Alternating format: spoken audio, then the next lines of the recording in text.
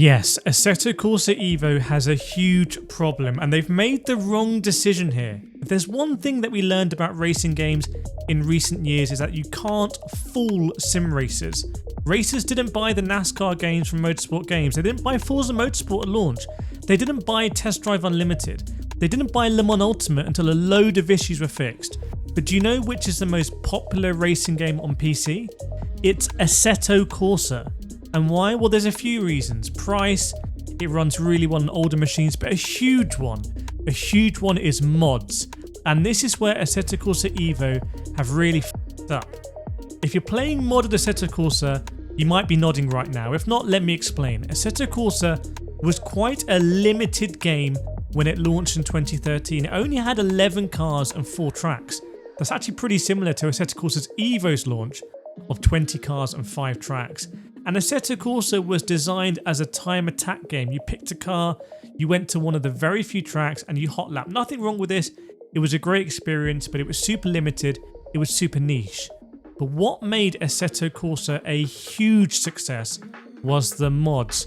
With mods in Assetto Corsa, you could cruise in a JDM Sleeper at night in Tokyo, barrel through American canyon roads, dodging traffic, race on tracks never even imagined or licensed by the developers, race historic cars, modern cars, cats, dinosaurs, have a working dash in your cars, photorealistic rain and fog, basically anything you could imagine, all made possible by incredible modders. And to prove it, take a look at some of this footage I'm going to show you. It's unbelievable that one of these games is over 10 years old. You genuinely almost can't tell.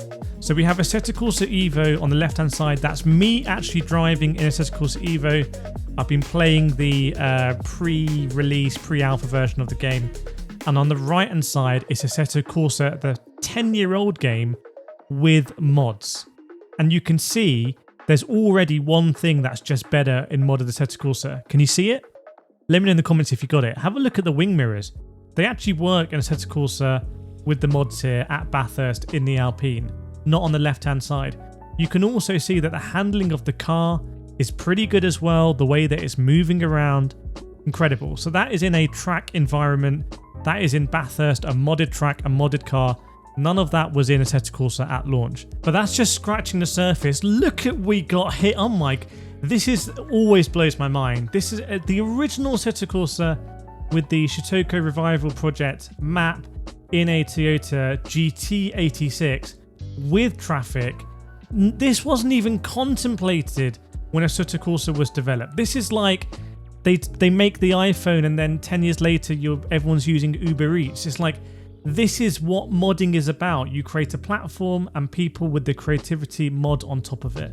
What Assetto Corsa Evo are trying to do is they want to bring that for themselves. That's their Eiffel project. They want to create this themselves. But they should spend all of their time, really, I think, creating the best possible driving physics, the engine as well, optimizing, refining that. I mean, look, this is Santa Monica now in a Porsche GT4, also with traffic. Very therapeutic to do this. Very kind of to come home and relax and do this is incredible.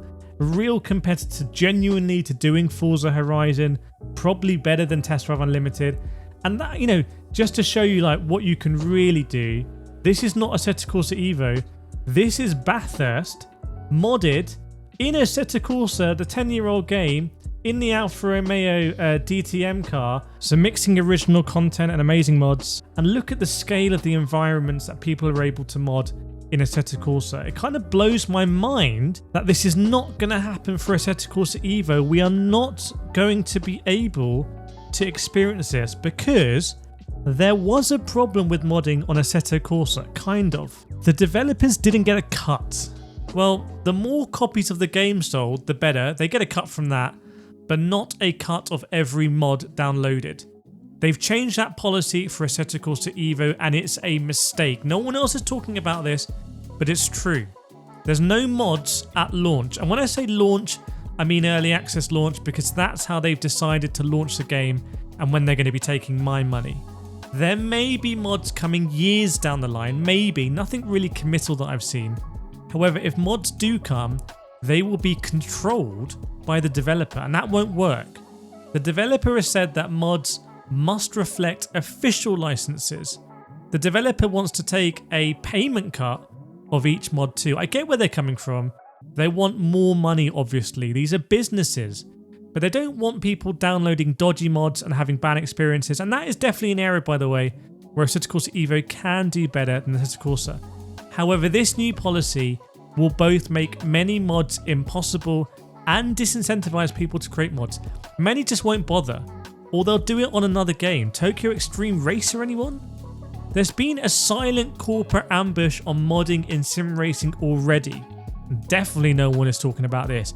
Race Department was like the secret underground bar where modders met, created the best cars, tracks, not thinking about official licenses, just what was the best content. It was like the cantina in Star Wars or your HQ in Saints Row. But recently, Race Department was bought and controlled by Overtake.gg, and Overtake.gg is owned and funded by Porsche. Nothing wrong with that. That's great to see Porsche getting involved in sim racing. But Porsche are a car brand that do official licenses in games and sim racing games. So I'm not saying that Overtake.gg and Porsche have stopped mod creation on Race Department right now, but you can see the direction of travel with sim racing games and modding. There's a wider point here as well that I also find insane. Assetto Corsa became the biggest racing game because of mods. You look at games that have failed. You look at the likes of, well, it's too early to say, but Test Drive Unlimited is not the massive hit everyone thought it was going to be. Test Drive Unlimited has a core fun part to it. Imagine if people were able to mod massive maps, or they're able to mod in more life into the city, more like areas you can go into. I'm sure it would become a better game. I could see it getting that lightning in the bottle. You look at something like Le Mans Ultimate, very restrictive in terms of the cars that can officially be in that game, because it's an officially licensed WEC World Endurance Championship and Le Mans game. But imagine if you could mod in World Endurance Le Mans prototypes in history, some of the iconic cars over time that have won Le Mans, and drive them in Le Mans Ultimate with its very impressive handling model. It would breathe a lot of life into that game. This is what I mean, we're just not really seeing modding as much anymore. Assetto Corsa Evo is launching without mods. This means in many ways it's going to be inferior to Assetto Corsa with mods. Sequels to games can fail. Battlefield 2024, Payday 3.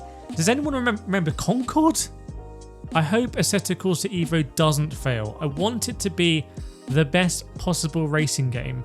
But in order for this to happen, the developer should go back to the policy that worked. Embrace modding. Embrace the community. Will you buy Assetto Corsa Evo before mods are supported?